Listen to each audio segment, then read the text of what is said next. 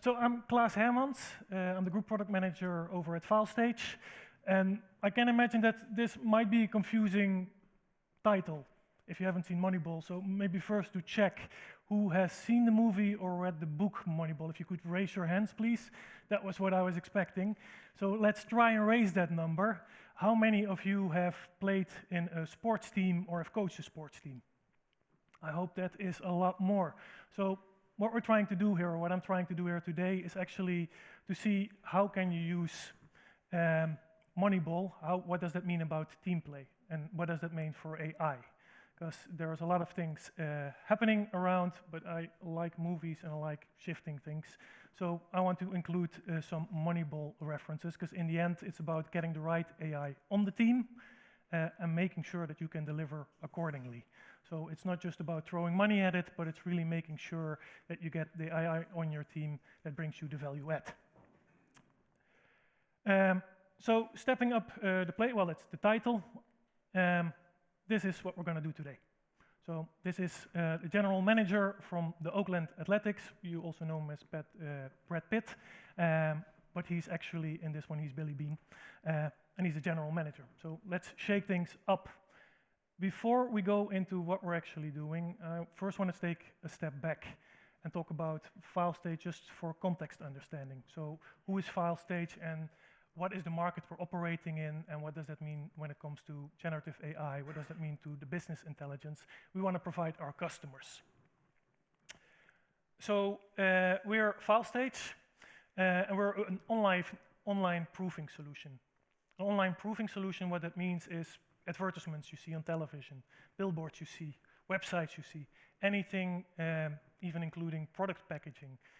Those things need approvals. They go to cycles, they're approving, and we have a solution, an online solution that helps creative agencies, marketing teams to get that done in an efficient way. And we're quite good at it, I might say, because we're world's best rating online proofing solution according to G2 and Capterra. So we're doing fine, but that is not where we want to stop. We want to do more. We just want to be more than just the best rated one, but like the Oakland Athletics, we want to win in our league and we want to be the champions. So we want to continuously evolve our product that people can trust, but also make sure that the brand we have is a brand that people want to engage with. So we're on a mission to create a seamless approval process that helps people deliver their best work. This is also for us where AI and business intelligence comes around the corner, because we want to provide our customers with those insights, those measurements that they can actually understand the trends and take decisions based on it. Who we target, they're mainly brands with over 100 employees who produce regular high volume content. We are strong in the verticals which are media and tech. We're good in pharma, and we have in manufacturing a lot of clients. So those are the ones that we cater. So it's really about marketing content, creative content to help process. Now, how is AI transforming our industry? And this was kind of a shocker because, well, I guess this is going to be in every presentation nowadays. It's all about AI, it's in full bloom, things are happening. And for us, it was exactly the same, especially with the introduction of ChatGPT. What was that, October, November last year? There were huge impacts that also impacted us, and we got a lot of attention, attraction, and a lot of questions as such. So these are some of the quotes that we had, but we also saw a lot of customers coming. So generically, it's buzzing, it's booming. You feel that you need to jump in, the fear of missing out in that one. We'll get to that one later. But this is what you could see. But that raised the question for me, what does that mean for our customers, the ones that are in marketing? Because that's the ones we cater to. Those are the ones well, as a product manager, I aim to create that of the product what they need it to be. So what does it mean for the creative design and marketing industry? And it was basically nothing different. Also, the buzz was going there. And the funniest thing for me is that if you think about Gen AI and marketing and the creative agencies, they're noted as the ones that probably lose their jobs the quickest. They're high on that list. Where once I started talking to our customers, they're the ones who embrace it the most, I had the feeling. They're eager and they want to see what Gen AI can do. For them to optimize it, to learn better what their markets are doing, they saw it as a heavy opportunity. And I guess that's also why I always like working with creatives. They like to see it from an opportunity and how can it better, rather than as a threat that could harm them in their jobs. Now, if I would ask you, for people that create creative content, what would be their 5 most usages, or where would they focus on when it comes to Gen AI? Where could it help them? What would you think of? And please feel free to scream it out loud.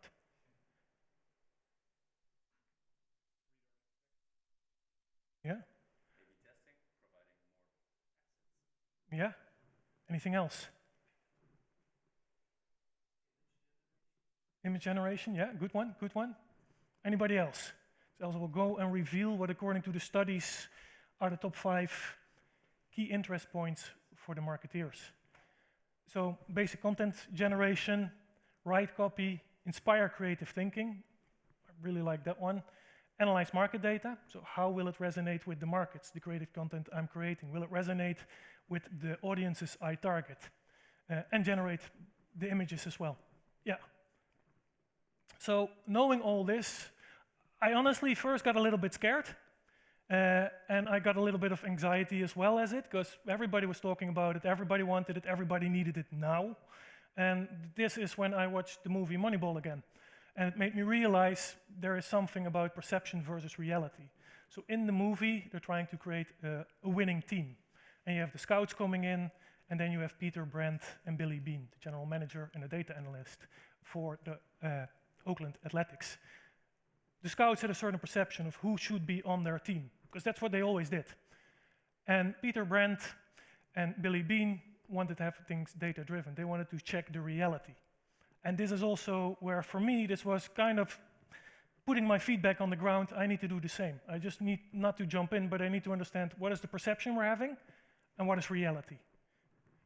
So I started thinking around 3 topics. First one is the fear of missing out. Missing the basics, missing the boat, where I actually should have said is swinging and making a miss, and a legal landmine in the making. Coming to the FOMO part, these are actually quotes that I received from my customer success team, from sales, from customers. Everybody wanted AI and they wanted it now. So the perception was, we need to do something now, because if we as Filestage don't do it, we will be obsolete in a moment, right? Our competitors will overtake us and we're gone. All the good work that we've done for years going to the ground.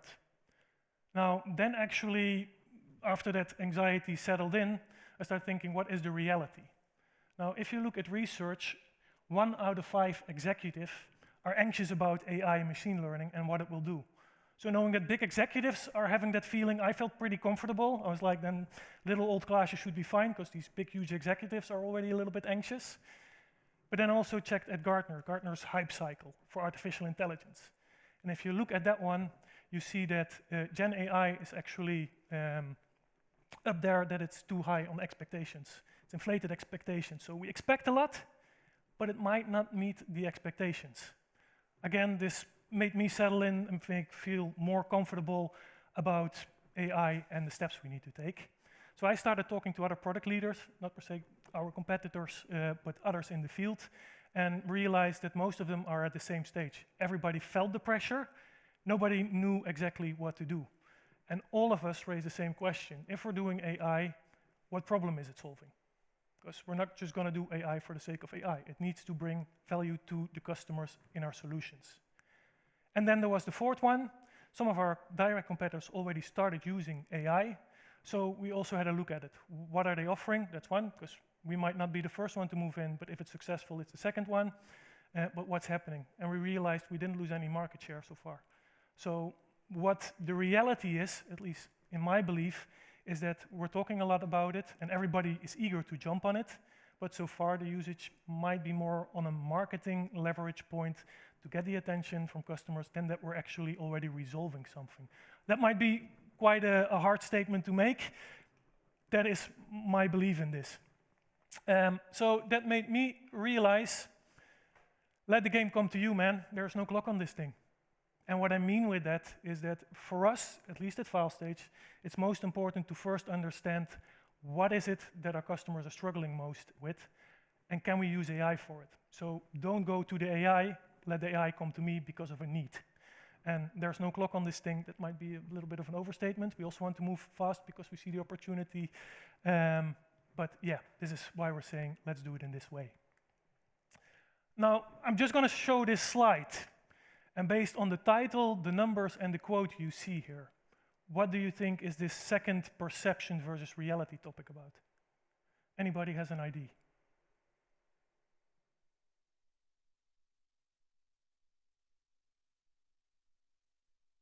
No one? Then I'm going to give it away. So this is actually about your data basics. So the numbers you see here come from an HBR survey. And 3% of all business professionals truly understand their customer data and know how to fully utilize it. It's only 3%. For partially understanding it, it's 21% of the people who do it.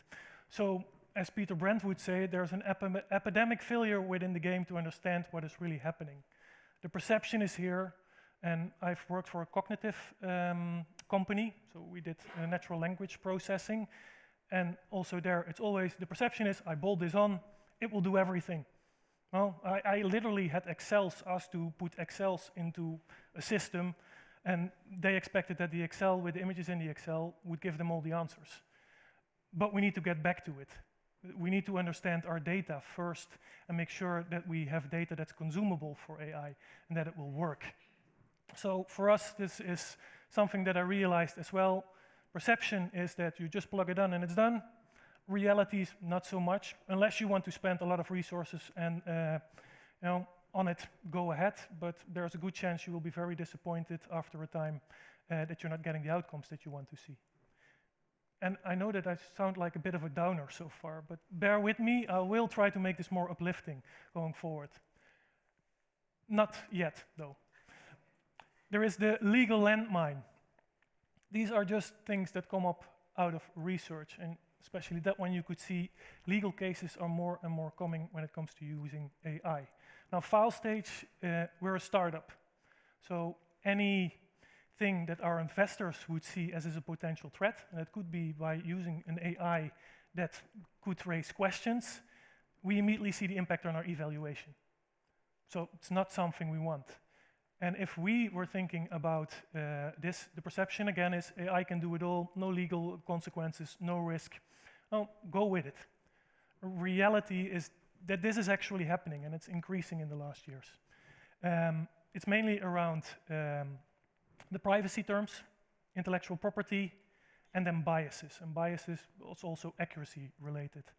So intellectual property, which data was used to train the model? How is it doing? Now imagine that you're creating a marketing campaign, you do it based on a prompt, and you get the exact campaign that was used by one of your competitors. Like literally, these things do happen. There are lawsuits where somebody created a website that was an exact duplicate of another one. They got sued. When it comes to privacy, I don't know if there are any Americans here, but CCPA, in Europe GDPR, you need to make sure that you do something around it. You need to understand which data you're using to train the models and that can be used. And that's not only externally in that one, it's also internally. The famous case there is from Samsung. So Samsung just lifted their chatbot ban, and then there was a team that just donated their whole source code and meeting minutes to ChatGPT. That caused quite a ruckus for them. And the other part is around biases. We still need to understand that you, at least in my belief, should not let an AI go on its own and rogue. It should be monitored. There is still a good chance that you provide information or get information out of your AI that is just non-fiction, because AI tends to hallucinate. It's the bottom one around there. Also there was a case about a lawyer who filled in everything about the lawsuit, asked for how can I best position this myself, and he came up with fictional things that were not even there. So you can imagine the impact. So for us, again, perception versus reality here. Now we're going to the positive side of the things, because this should not stop us, right? At least at Filestage, we believe it should not stop us, we should go forward. So our approach here is really, as they would say in the movie, we want to make sure that we get on base. The most important thing is to get on base. We don't need to knock it out immediately out of the park, but we need to get on base. We need to understand what we're doing. And that's why we also look at our approach, which is really around objectives, variables, and the process. And that also comes again from Moneyball, the decisions how they were made. They had a clear objective, get on base. The variables they were doing about was slugging percentage, was the on-base percentage and salary, and then the process, how can you get that team moving forward. So what are we doing? Well, we're doing something similar. For us, the objective doesn't change. We're still on that mission to create a seamless approval process for our customers so they can deliver the best work. That's not changing anything. Now, the variables we are looking at for us are the three that you see here. It's data, policy, value, and delivery. We look at it in these three angles. And our process is really data-driven. We want to make sure that on each of these things, we do things data-driven so that we make data-informed decisions. How does that look like? When it comes to data, looks more or less like your modern data stack in that one. We try to group it in these four. So collection, that also includes storage, modeling is also your transforming of your data, the governance also, the documentation and the literacy, and then you can finally consume it. And these are hierarchical, so they follow each other, and we try to automate as much as possible, because don't start modeling, it will be futile if you don't have quality data. If you're unable to transform it, stop governing it. It doesn't make sense. So these are the processes we're going through. In Filestage, we have our separate team for it. I'm a product manager. I'm happy that I'm just there helping and advising, but I don't need to do it myself because I wouldn't understand it. I hope this part was not recorded. Then policy. And this talks to that risk about the legal consequences. And we want to make sure that we have an ethical AI. So we have an internal usage policy and a third-party service policy. So we really want to make sure that if we're working with third parties, that we understand how they manage their AI, what they're doing about it, how also the human capabilities go back into it. We want to understand the risks around it, security, legal consequences. And when it comes to this policy, we also want to make sure that we can monitor the policy and that we can constantly evolve the policy when needed. And then for us, the delivery, I gotta say, the build part for us is not really that obvious. We're a startup. We don't have the resources to build our own. But in the future, we would like to also, if we see there's something that really should embed in our DNA, once we grow, really look at building it ourselves. We're more focused on buying and partnering. Buying for us is not merger and acquisitions. It's mainly we use a solution that we feel is a great fit. We white label it, and we look at if we can use it for an upsell opportunity. It's mainly things that we say we don't need to reinvent the wheel. It's already there, but we see that we can build a use case for our customers. And partnering is also where we see there's a co-innovation opportunity. So it's mutual beneficiary, and we can co-innovate together with partners. And then value. It's a process, but it's for everything we're doing here. It's always a process. I think there was a famous quote around it that was recently done as well. Startups, we're sharks. We try a lot. We find a lot because we want to get fat. We're doing the same. So we're still focused on creating value. So we want to make sure that we make assumptions for our customers, what we think that will help them, and then start validating them before we start building. Because we rather fail quickly, fail at low cost, than do a lot. So yeah, as said, summary, data governance and quality goes first. Policy and AI policy for risk mitigation and value and delivery, build versus buy versus partner decision, but especially customer-centric assumption validation. We really want to make sure that we deliver something for our customers, give them that intelligence that actually contributes to them. Now, on paper, this looks really cool, probably, I hope. Well, you're the judge of that. For us, it looked cool. But what are the results, right? Because on paper, you can do anything, and that's super, but how many points did we already score? You know, are our bases fully loaded, and are we making sure that every walk or hit can create into multiple runs? Where are we? When it comes to building a strong data inventory and an AI policy, I'm happy I'm working for a German company, and I mean this in a way that Germans are very due diligent. From the start, when the company was created, they started tracking their data. They started making sure that any features we have, anything we develop, that we have the data to understand it. So that gives us a good position. We now are also making sure, and this is a work in progress, that we can transform and consume it. So we are looking there, how do we do that, and how can we accelerate it? AI policy, this is recorded, so a shout out to Prince. He's our security guy here and our legal guy as such as well. And he helped us create an AI policy, as well as how are we going to maintain this policy and who need to be involved. When there is an incident, how are we going about it? And that is especially handy when we talk about evaluating and nurturing partnerships.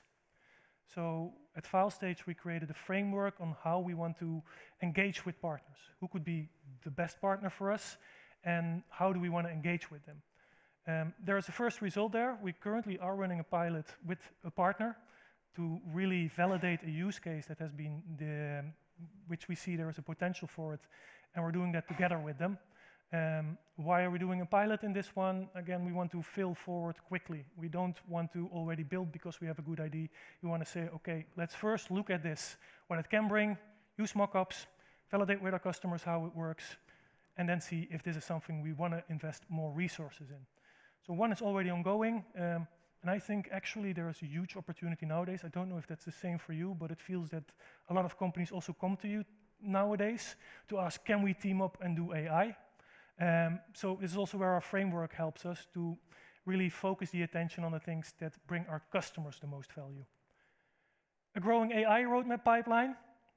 We use our internal and external data.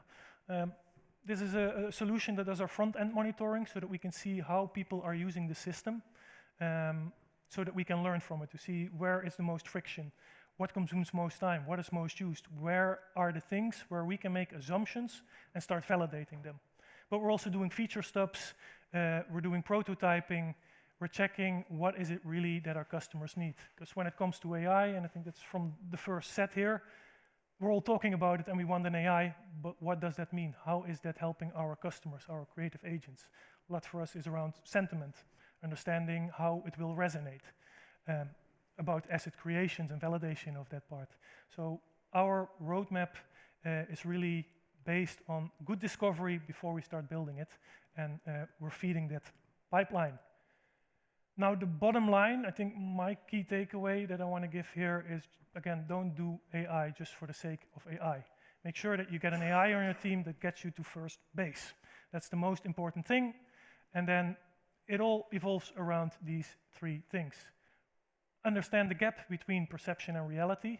That's not just what I meant in the beginning around is it really that easy to use it, but it's really also understanding the perception you have about what your customers need and the reality, and validating that early on. Make these assumptions, say how you want to measure them, and then validate them. Simplify complexity. That brings me back to what Billy Bean did around how do you do it. It's around your objectives, your variables, and then making sure that you have a process around it. And again, it's also about keep things simple. Do a lot, but keep it simple. And then focus on winning the series, not making records. It's a process. We are sure that we're going to fail at certain points, and we're not ashamed of failing. We're going to make sure that we actually fail, because that will make sure that we get into the right angle for using an AI. So focus on winning the series, not just to hit a nice home run and then still losing the game. And that is our approach on how we want to use AI in terms of business intelligence for our customers. So really, how can we help our customers get the most out of it? Now, I hope there's some time for processing, but I hope that afterwards that this is going to be you once I process this. Thank you all.